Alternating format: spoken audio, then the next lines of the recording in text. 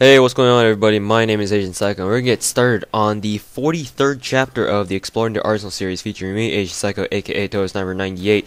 And I done goofed, I think, on the RPG 7 review. I think I mentioned that, or definitely I titled it as the 43rd chapter, when in fact I skipped number 42. The RPG 7 review turned out to be chapter number 42, and the M416 is officially the 43rd chapter of the ETA playlist. So there we have it. I did goof a little bit, so yeah, if you'll forgive me for that. But anyways, hopefully that is no one really noticed that, and yeah, let's get started on the M416 review. Now, I have some things to say about the M416 that doesn't really pertain to combat arms, just like trivial information that I do know about the M416 in general. The M416 is actually known as the H&K 16, manufactured by H&K, Heckler & Koch. It's the same German arms company that manufactures the Glocks. Wait, hold on, not the Glocks. But it does.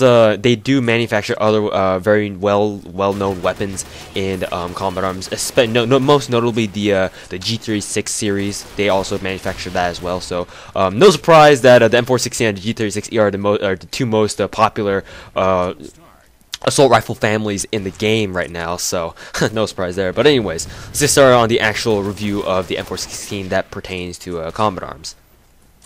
So, a little bit of background information on the M416. The M416 is unlocked at the rank of Master Sergeant 1, so it does. So at this point in time, we've pretty much covered we've pretty much gotten past like the low ranks. Like all the weapons, like the starter weapons, were like really based on the first few ranks, like up till Staff Sergeant 1. And now we can, move along here really quickly now, because ever since like the Staff Sergeant 1 and 2, I think Staff Sergeant 2 was the last rank where like there were lots of weapons unlocked at that rank. Like I believe like there was the Anaconda revolver, there was the ACR, stuff like that. So we've gotten really past all those, and now we can get now the ETA can really get like a real boost here.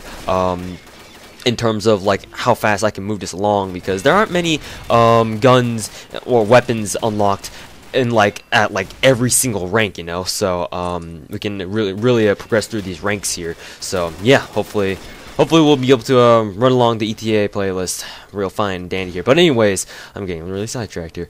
The M416 does cost 1100 GP a day. It is pretty expensive.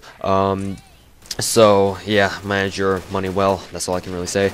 Damage wise, let's get into actual cold hard statistics. Damage wise, the M416 is actually very similar to the M4A1, if not exactly identical. The damage is the same. The portability is, I think, higher than the the original M4A1. So I guess that's a little bit of a buff there. But the rate of fire is also the same. The accuracy is also the same. I believe the recoil is also the same, but I'm not too sure about the recoil on the M4A1. The M4A1 is either 60 or something like that. I don't remember the M4A1's recoil to be as high as 63, so I'm kind of a little bit surprised there.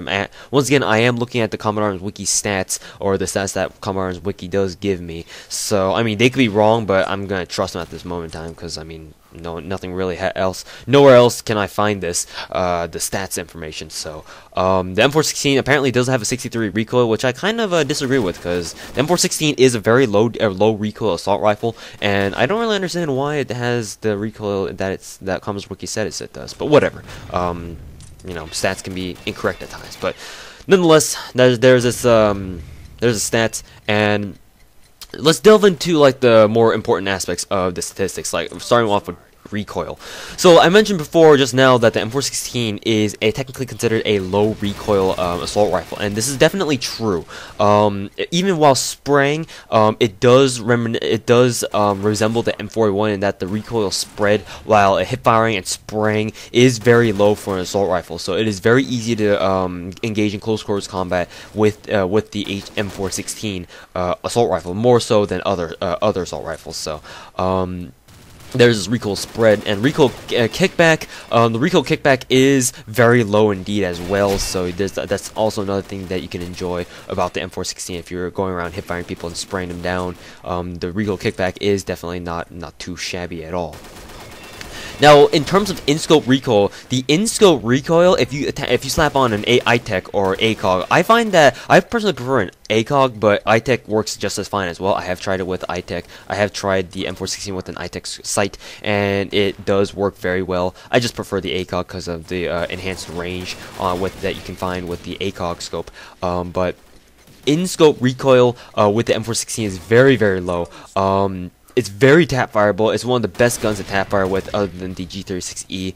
And see a pattern here. But yeah, the M416's recoil is very, very low, even while scoped in, and you can definitely go full auto at middle range, or definitely a close range, but also at middle range as well. You can go full auto while scoping down your while ADSing basically with your M416, and you can definitely do a lot of work with the M416 while scoped in, and just wholesale just spraying. So yeah, the M416 is very forgiving in that respect.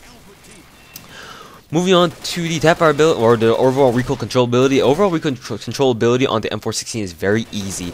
It is very easy to control the recoil on the M416 at all. In fact, you don't even, oftentimes you don't even need to remember to control your recoil like fire in bursts, because the M416 spread is so low for an assault rifle anyway. You almost don't even need to worry about it. So there you have it.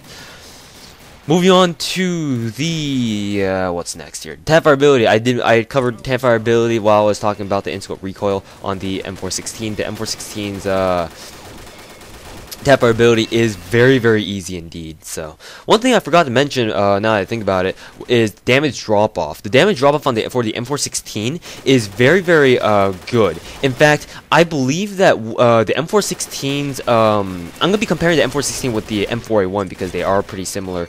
Not only are they from the same family technically, but also they have the same designation, or almost anyway. But anyways, the M4A1, the difference that the M416 offers over the M4A1, or one of them anyway, is the fact that the M416 seems to have a better damage drop-off over range. In other words, what I mean by that is that if you were to shoot someone at long range and with the M4A1 and the M416, you would find that the M416 generally deals or can generally, do a better job of distance engagements than the M4A1. I don't know why this is, because technically they have the same damage, but you never know, or you can really know for sure. But in my opinion, anyway, the M416 seems to be better at distance engagements than the M4A1. So that's an advantage that you can hope to expect from the M416 over the M4A1. Moving on to the sprint drawback. The sprint drawback is pretty moderate, pretty standard for assault rifles. The sprinting animation is kind of I don't know, it's kind of wonky, but anyways, let's see here. The draw speed is moderate as well, so nothing too special going on there. Center speed. The center speed is comparable to the M4A1 center speed. Even at that, though, the M416's recoil is so low that you don't really need to worry about the center speed too much. I mean, to be in all honesty, the M416 doesn't really need too much of a fast center speed, because I mean, it's like I mentioned before just now, the recoil is just so low anyway. Like, why do you even worry about, why should you even worry about having a fast center speed on this gun? So center speed, you don't really need to worry about it. It's fast enough. Moving on to the reload speed. The reload speed is, honestly, I would have to say the M4A1's reload speed is a little bit faster, but I can't really tell for sure. I can't really verify that, so yeah. Just do keep in mind that if you do decide to slap an Extend Mag 2 on it, on the M416, you'll definitely know, can feel that the reload speed is quite slow. So in my honest opinion, don't slap an Extend Mag 2 on the M416, but you can do whatever you want with your guns. Moving on to the fire modes. The fire modes on the M416 is not just full auto, and that's it. So moving on to the luck. Now the M416 seems to have a higher luck percentage than the M4A1. It's just a personal thing. I seem to find that I get more headshots, like just lucky lottos, using the M416 than I do using the M4A1. So I don't know. It might be different from person to person, but that's just what I think and how I feel about the M416. So there you have it.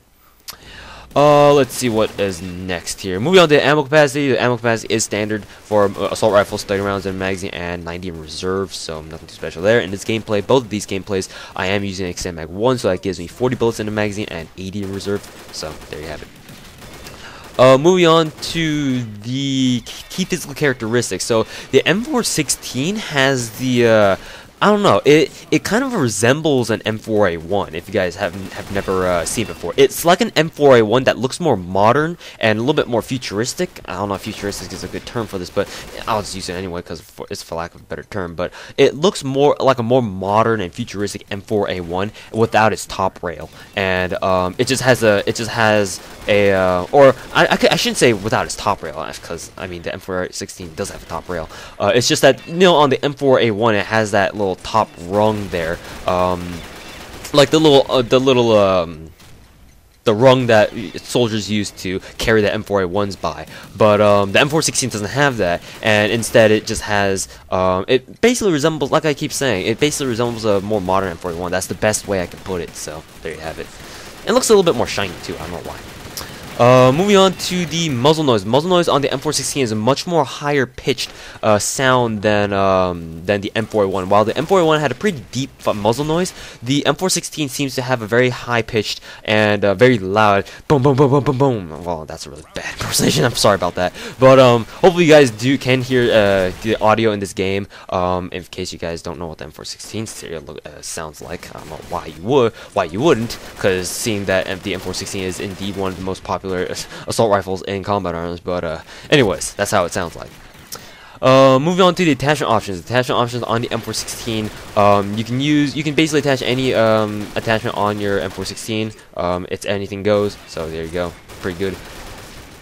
Moving on to whether or not it's fireteam worthy. So fireteam worthy, yeah, I would say it's pretty good for fireteam.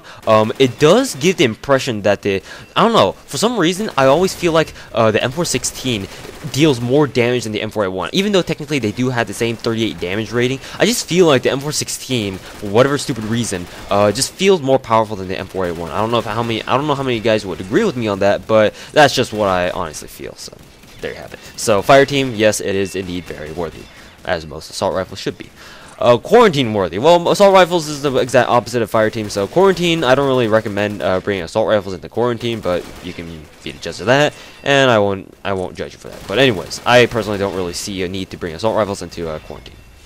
Now the M416 is able to be fully customized. Both all the customizations, the piston, the barrel, the engine, or not the engine, but the trigger, they are all able to be customized. And comparing my experiences with the original M416 and the customized M416, I have these to say. So listen up. The M416, for the M416, I recommend that you get the damage customization and the trigger customization, because actually I'm not too sure, because I would definitely recommend this damage. I'm not too sure about the trigger, and I'm definitely against the accuracy or the barrel customization. Do not get the barrel customization, because here's what happens when you customize the barrel and the trigger, which are the accuracy and recoil and the rate of fire respectively. If you guys remember back to my ACR review, I mentioned that the ACR, if you customize the barrel on the ACR, it becomes a lot harder to tap fire, because it becomes easy to over tap fire and the gun kind of jams a little bit. But the most significant change on the ACR is that it becomes more difficult to tap fire, because each shot bounces up a lot more. For the M416, it becomes more difficult to tap fire with, but for a different reason. That reason would be that for some reason, if you try to tap fire as fast as you can with the normal, like your normal vanilla M416, then it seems to jam, but in a weird way, because the recoil kickback, like the bouncing of your scope per shot, is identical to the shots that you can find or you fire while scoped in a normal M416. But it seems like if you tap fire at the same rate, it seems like the gun jams. It skips over shots basically. So I don't really recommend you guys get the accuracy buff or the customization for the M416. I mean, the M416 is already accurate enough anyway, so I definitely do not recommend it. And for as for the trigger, I feel like for some reason the M416 fires a little bit slower than it usually would. So I have no idea. It's completely subjective, these customizations, but that's what I have felt. So if you guys do disagree with me, then I mean, go ahead and disagree with me. I don't really care, because this is just what I feel, and there's no real legitimate way to test these. So yeah, that's just what I feel. So once again, I'd recommend damage because it does feel a little bit more powerful with the damage buff. But don't go with the barrel or the accuracy. You're going to be wasting your customization parts.